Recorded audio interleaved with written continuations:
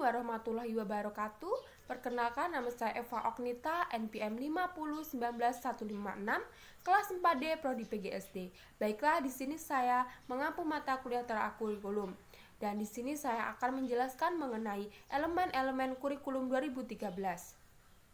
Dalam elemen-elemen kurikulum 2013 terdapat poin yang pertama mengenai standar penilaian, poin kedua mengenai standar proses, dan yang pertama di sini saya akan menjelaskan mengenai standar penilaian.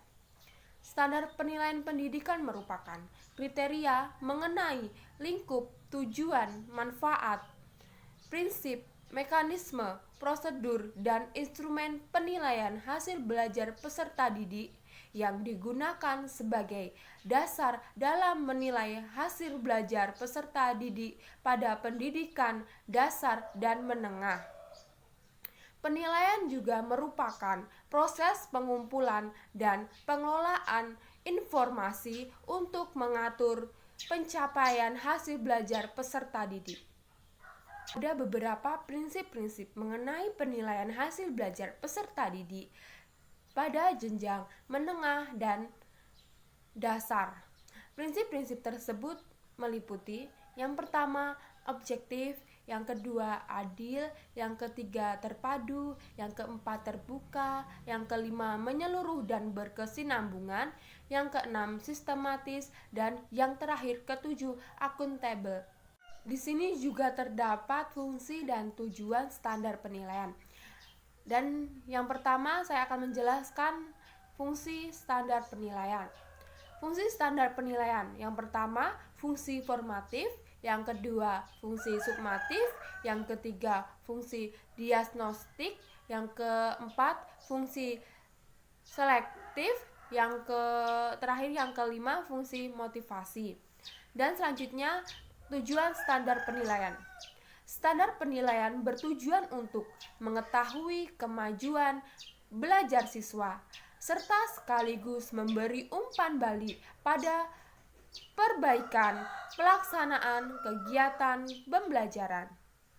Teknik dan instrumen penilaian. Yang pertama, teknik penilaian.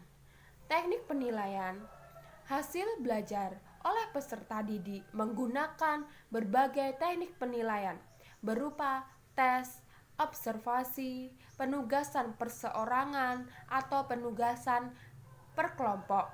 Yang kedua, instrumen penilaian yang digunakan oleh satuan pendidik dalam bentuk ujian sekolah, memenuhi persyaratan substansi, konstruksi, dan bahasa serta memiliki bukti yang validitas empiris. Jenis-jenis instrumen penilaian.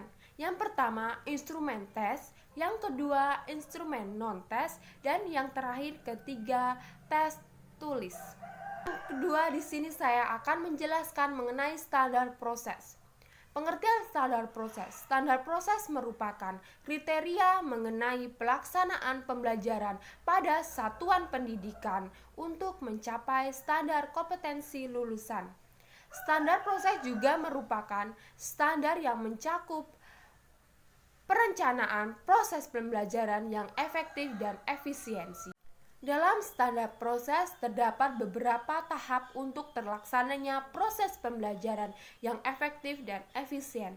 Yang pertama, perencanaan proses pembelajaran sesuai dengan Permendikbud Nomor 81 Tahun 2013 tentang implementasi kurikulum. Yang kedua, pelaksanaan proses pembelajaran sesuai dengan salinan lampiran Permendikbud Nomor 65 Tahun 2013 tentang standar proses. Proses pembelajaran pada satuan pendidikan diselenggarakan secara kreatif, inspiratif, menyenangkan, menantang, memotivasi peserta didik untuk berpartisipasi aktif serta memberikan ruang yang cukup bagi peserta didik dan kemudian sesuai dengan bakat, minat, dan perkembangan fisik serta psikologis peserta didik. Dan itulah penjelasan dari saya tentang standar penilaian dan standar proses. Apabila ada salah kata atau salah dalam pengucapan, saya mohon maaf. Saya akhiri. Wassalamualaikum warahmatullahi wabarakatuh.